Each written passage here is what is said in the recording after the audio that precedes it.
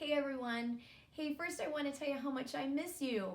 I miss you in your own school, and I really miss making art with you. So I have an art challenge for you, and I hope that you will have some fun. I hope you give it a try. I've had a lot of fun experimenting with some different examples that I want to show you. So I'll talk about that in just a second. But I've been thinking about how we're probably all really missing being at school. But despite that, we're still connected, and we are all still a part of the Hutchings family. We're all Team Husky, so I thought we could use this art challenge to maybe find some ways that we can remind ourselves that we are still connected. And so my challenge for you is to see if you could come up with a creative way that you could represent the letter H, standing for Hutchings or Huskies, even Howell Highlanders. So I want to show you a few examples that I came up with, and I'll tell you a little bit more about the way you can go about doing this on your own. So let me show you my first example. I've got my capital H here. I made the background of this, I just cut out from some colored paper that I happen to have on hand. And then I bordered it with some little dried pasta shells. I thought they were kind of fun because they're spiraled. They added a little bit of texture and a little bit more, just made it more interesting, I thought. Plus I gave it a nice border around the edges of the H. And then I just filled it with some lighter and darker shades of some cereal that I had on hand, just to give it a nice little pattern and add some more detail. So that's one way that you could represent H. Here's another one I had some fun with. I made my H out of some marshmallows and toothpicks. So I constructed this just by connecting each of my big marshmallows with a toothpick in between each one. And ideally, I would have loved to have made this freestanding. I would have loved if I could have made it so it was three-dimensional, and if I only had had a few more marshmallows, I could have probably pulled it off. So unfortunately, I had to go with this, but it was a lot of fun to still make, even though it's not able to stand up on its own. So there's another idea. Example number 3 is one that I drew.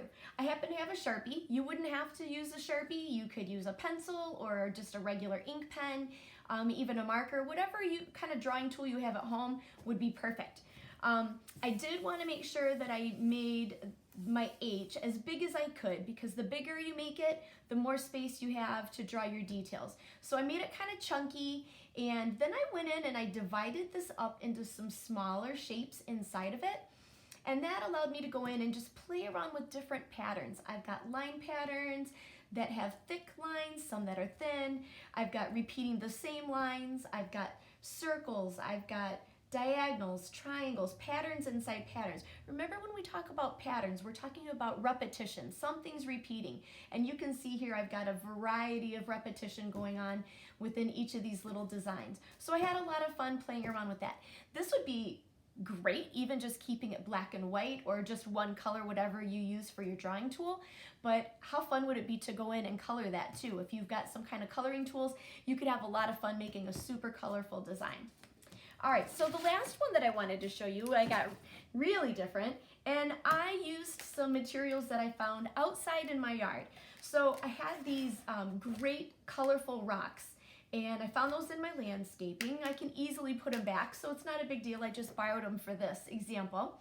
I also found some of these really cool sticks that were on an old plant that had died off in the fall. So that was kind of a fun way that I could cut those and go in and just add a little bit of line to kind of border my H.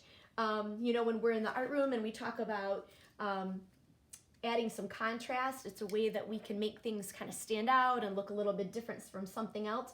So I really liked the way that the sticks added some contrast and made it look a little bit different than the shapes of my rocks. But the other thing that it did is it also helped me to make these little rectangles that I filled with this nice bright white sand that I found in my garage.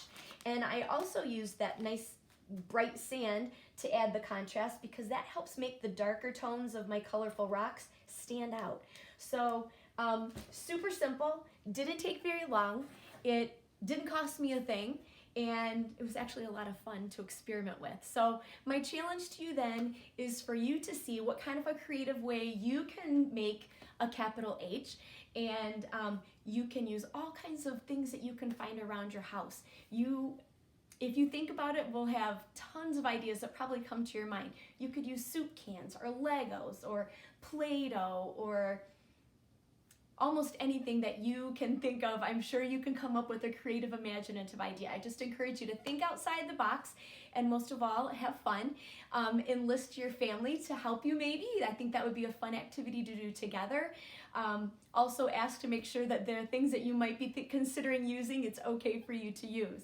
When you're done, I'd love to see what you come up with, and a great way that you can show off what you've created for your project is to post it on the Hutchings Elementary Facebook page. So check with your family and see if that would be a possibility. We can create kind of an online gallery and kind of share out with the rest of our Hutchings family what you came up with, and really go in and appreciate all the great artwork that I know you're going to create.